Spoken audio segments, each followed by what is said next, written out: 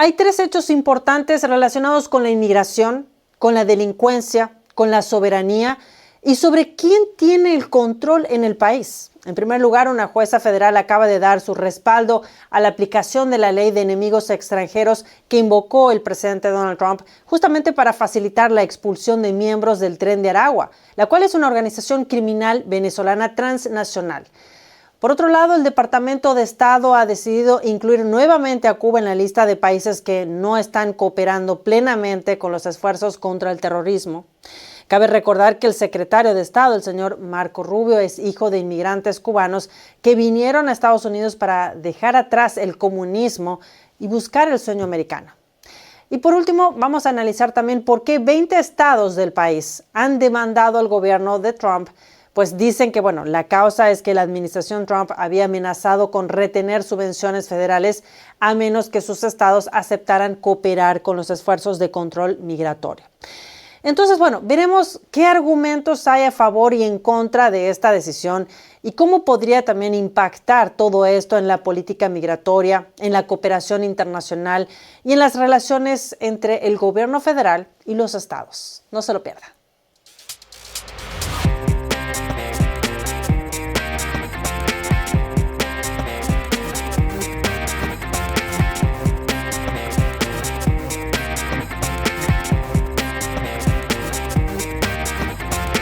Muy bienvenido con usted, Elina Villafaña. Aquí estamos en un nuevo episodio de América Revelada. Y hoy le presento tres noticias de gran relevancia que están generando un profundo debate tanto dentro como fuera de Estados Unidos. Para comenzar, una jueza federal dijo que la invocación de la ley de enemigos extranjeros por parte del presidente Donald Trump fue legal.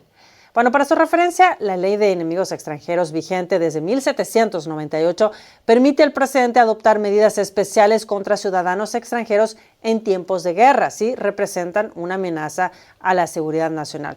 Y justamente como esta ley es para tiempos de guerra, es que muchos alegaron que no se podría haber dado uso de esta ley porque Estados Unidos no está en guerra con ningún país.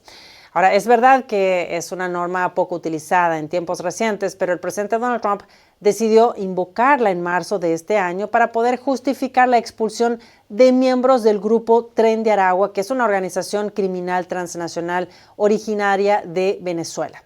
Según el gobierno, este grupo ha protagonizado lo que describe como una incursión depredadora dentro del territorio estadounidense, operando de manera clandestina y también violenta en múltiples estados. Recordemos que el día 15 de marzo, el presidente Donald Trump firmó esta orden ejecutiva, de la cual también ya hablamos en otro episodio sobre este tema. Pues el presidente afirma en esta orden ejecutiva que el Tren de Aragua ha invadido y continúa amenazando al país mediante actos que, según sus palabras, constituyen una forma de guerra irregular y acciones hostiles contra el país. Dice, el Tren de Aragua opera junto con el Cártel de los Soles, la empresa narcoterrorista patrocinada por el régimen de Nicolás Maduro con sede en Venezuela, y comete crímenes brutales como asesinatos, secuestros, extorsiones y tráfico de personas, drogas y armas. El Tren de Aragua ha participado y continúa participando en la migración ilegal masiva a los Estados Unidos para promover sus objetivos de dañar a los ciudadanos estadounidenses, socavar la seguridad pública y apoyar el objetivo del régimen de Maduro de desestabilizar a las naciones democráticas de las Américas, incluido Estados Unidos. Esta semana, exactamente el día 13 de mayo, la jueza federal Stephanie Haynes consideró que la designación del Tren de Aragua como un grupo terrorista por parte del Departamento de Estado tiene respaldo legal en la invocación también de la ley de enemigos extranjeros. La jueza también afirmó que la amenaza a la seguridad pública justificaba que el Poder Ejecutivo, es decir, el presidente, tomara estas medidas especiales. Específicamente, en su opinión escrita el día 13 de mayo, dice que la pandilla Tren de Aragua estaba participando en el tipo de incursión depredadora que menciona la ley de enemigos extranjeros. Pues esta jueza señaló en su opinión que el Tren de Aragua ha sido designado como organización terrorista extranjera y que dicha designación, afirmó, respalda firmemente las conclusiones de que el Tren de Aragua es un grupo cohesionado, unido por el objetivo común de causar una perturbación significativa en la seguridad pública de Estados Unidos. Pero bueno, sin embargo, esta decisión no ha sido unánime. Otros 3 jueces federales en distintas jurisdicciones consideraron que el Tren de Aragua no cumple con los criterios establecidos por esta ley, señalando que no hay evidencia de que sus miembros busquen controlar el territorio, desplazar la jurisdicción estadounidense o provocar una ocupación militar. Pues en menos de una semana hubo 2 medidas cautelares, ¿sí?, impugnando justamente las deportaciones. Una de estas medidas se tomó el 1 de mayo cuando el juez Fernando Rodríguez Jr. del Tribunal de Distrito de Estados Unidos para el Distrito Sur de Texas dijo que utilizar esta ley para deportar a ciudadanos venezolanos acusados de ser miembros de pandillas es ilegal. En su orden escribió lo siguiente. Dice, el tribunal concluye que la invocación del presidente de esta ley de enemigos extranjeros a través de la proclamación excede el alcance del estatuto y como resultado es ilegal. Continúa diciendo, los demandados no poseen la autoridad legal en virtud de la ley de enemigos extranjeros y sobre la base de la proclamación para detener a extranjeros venezolanos, transferirlos dentro de los Estados Unidos o expulsarlos del país. Por otro lado, también el día 6 de mayo, ¿sí?, un juez federal de Nueva York también ha impedido que el gobierno deporte a presuntos miembros de la pandilla venezolana, ya que cree que la administración Trump invocó indebidamente la ley de enemigos extranjeros. Además, la Corte Suprema intervino en el mes de abril con decisiones que suspendieron también algunas deportaciones e indicaron que el gobierno debe notificar adecuadamente a las personas afectadas y permitirles impugnar su detención. Y la jueza Haynes, aunque validó el uso de la ley de enemigos extranjeros, como le conté hace un momento, también ordenó, por otro lado, que el gobierno no deba proceder con ciertas expulsiones sin antes notificar previamente a las personas, por lo menos 21 días antes, en inglés y en español para las personas acusadas. Bueno, creo que lo menos que podemos pensar es que este caso nos plantea preguntas jurídicas, preguntas éticas y sobre dónde están los límites del poder presidencial y sobre también cómo se define una amenaza para la seguridad nacional en el siglo XXI. Ahora, vamos a otro tema, pero que también tiene relación con la lucha contra el terrorismo. Pues el día 13 de mayo también, el Departamento de Estado de Estados Unidos volvió a incluir a Cuba en la lista de países que no cooperan plenamente con los esfuerzos de lucha contra el terrorismo. Ahora, ¿qué significa esta medida?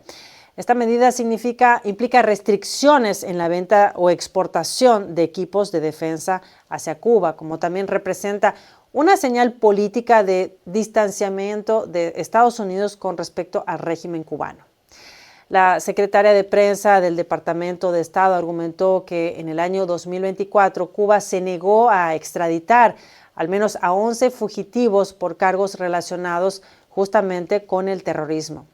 Aquí vemos que dice lo siguiente, la negativa del régimen cubano a comprometerse en esta importante cuestión, así como otras circunstancias recientes de falta de cooperación en asuntos policiales relacionados con el terrorismo, hicieron inútiles los esfuerzos de cooperación en materia antiterrorista en 2024. Y más abajo dice que, Marco Rubio también recertificó a Corea del Norte, a Irán, a Siria y Venezuela como países que no cooperan plenamente con Estados Unidos en la lucha contra el terrorismo. Luego dice, Estados Unidos seguirá promoviendo la cooperación internacional en materia antiterrorista. Y algo interesante que dice también es que dice, seguimos promoviendo la rendición de cuentas de los países que no se oponen al terrorismo, es decir, en el caso de estos países que acabo de nombrar. Por su parte, el gobierno cubano rechazó la acusación y la tildó de infundada. Pues el canciller Bruno Rodríguez escribió en su cuenta de X que incluso agencias estadounidenses presentaron información en el pasado que contradice esta afirmación, pero tampoco dio más detalles al respecto. También cabe recordar que esta designación no es nueva, pues Cuba había sido ya retirada de la lista durante el gobierno de Barack Obama como parte de un intento también de normalizar las relaciones, pero luego en los últimos días del primer mandato del presidente Donald Trump fue reincorporada y ahora en su segundo mandato se reafirma esta decisión. También tenemos que recordar que poco antes de que Biden deje el cargo de presidente en el mes de enero, eliminó a Cuba de la lista de países que patrocinan el terrorismo. En ese momento, pues varios aliados pidieron que se eliminara Cuba de esta lista del Departamento de Estado de Estados Unidos. Aliados como Colombia, como Brasil, como la Unión Europea, Canadá y Chile. Sin embargo, posteriormente, el presidente Donald Trump revirtió esta medida y reincorporó a Cuba a la lista tras asumir el segundo mandato. Es así que, bueno, el secretario de Estado, el señor Marco Rubio, dijo en una declaración el día 31 de enero que Cuba ha estado apoyando al terrorismo internacional. Aquí vemos que dice en su comunicado: el régimen cubano ha apoyado durante mucho tiempo actos de terrorismo internacional. Exigimos al régimen que ponga fin a su apoyo al terrorismo y que deje de proporcionar alimentos, alojamiento y atención médica a asesinos, fabricantes de bombas y secuestradores extranjeros, mientras los cubanos pasan hambre y carecen de acceso a medicamentos básicos. Bueno, otro movimiento reciente que también puede tener implicaciones diplomáticas, implicaciones comerciales y migratorias, ocurrió en México. El presidente Donald Trump hizo una oferta para enviar tropas estadounidenses a México para luchar contra los cárteles de la droga del país. El presidente dijo a los periodistas que los cárteles intentan destruir a Estados Unidos y que son perversos. Y sobre esta propuesta del presidente Donald Trump, esta fue la respuesta de la presidenta Claudia Sheinbaum. Escuchemos. El día de ayer salió en un periódico de los Estados Unidos, en el Wall Street Journal, que el presidente Trump, en una de las llamadas, me dijo que era importante que entrara el ejército de los Estados Unidos a México para ayudarnos en la lucha contra el narco. Y quiero decir que es verdad, que en algunas de las llamadas, pero no así como lo menciona, dijo: ¿en qué les podemos ayudar para luchar contra el narcotráfico? Les propongo que entre el ejército de los Estados Unidos a ayudarle. ¿Y saben qué le dije? No, presidente Trump, el territorio es inviolable, la soberanía es inviolable, la soberanía no se vende. La soberanía se ama y se defiende.